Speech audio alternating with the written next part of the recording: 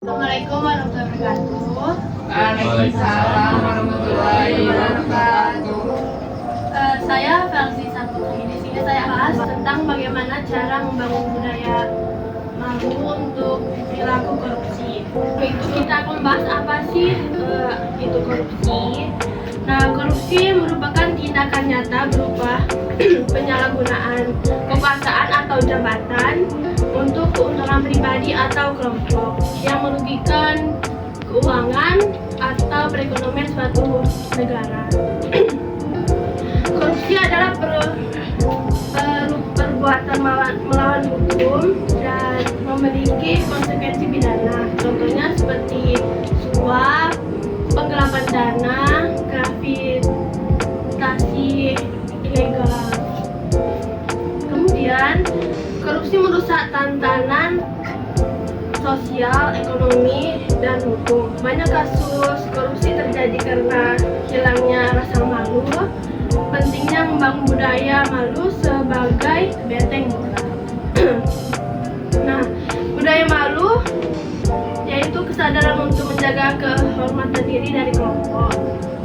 Rasa malu menjadi rem untuk mencegah tindakan tercela, seperti malu membuat curang, malu kayak melakukan tindakan korupsi walaupun itu kecil.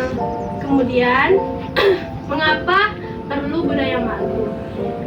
Untuk agar mencegah korupsi dari akarnya, membangun integritas individu dan kolektif, menumbuhkan kepercayaan publik, dan membentuk perilaku yang jujur dan bertanggung jawab. Lalu di korupsi ini ada jenis-jenisnya. Yang pertama yaitu penyuapan, yang kedua penggelapan, yang ketiga penipuan, yang keempat favoritisme. Nah, ada yang tahu nggak apa itu favoritisme?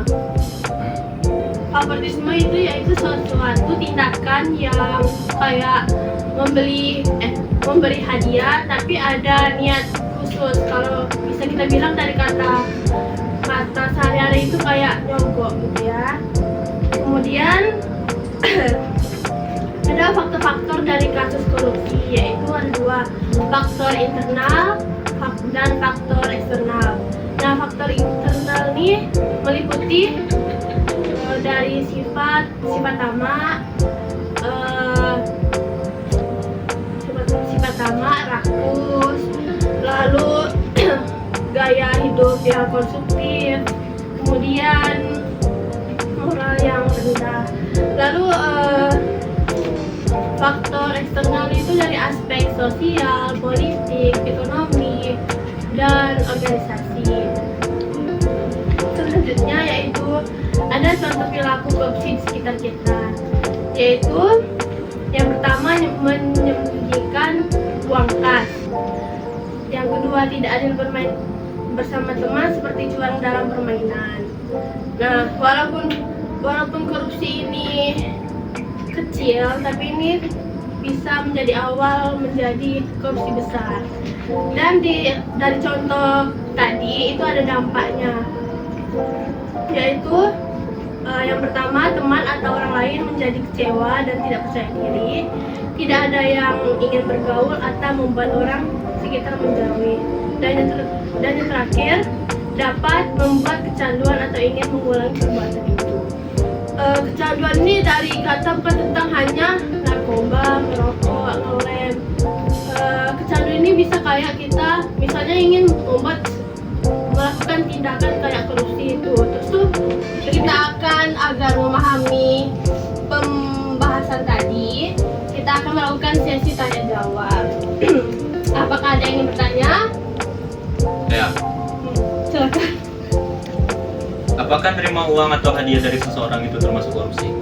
Tentu itu bisa termasuk korupsi karena misalnya nih kamu mau ngasih hadiah sama saya, tapi ada niatnya kayak mau tolong dong masukin ponakan saya ke kelas itu agar bisa lulus gitu ya.